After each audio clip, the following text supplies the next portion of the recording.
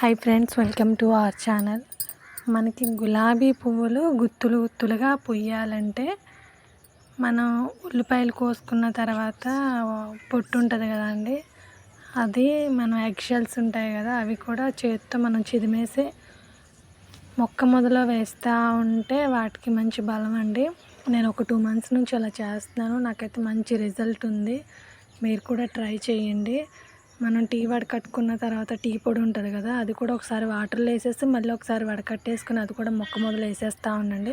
మీరు ఇలా చేస్తూ ఉంటే అవి మంచి రిజల్ట్ ఉంటుందండి. నేను చేస్తూ ఉన్నాను, నాకైతే బాగా వచ్చాయండి. మీరు కూడా ట్రై చేయండి. నా వీడియో ఫస్ట్ టైం చూస్తున్నట్టయితే నా ఛానల్ సబ్స్క్రైబ్ చేయండి. వీడియో నచ్చితే లైక్ చేయండి, షేర్ చేయండి. Thank you friends, thank you all.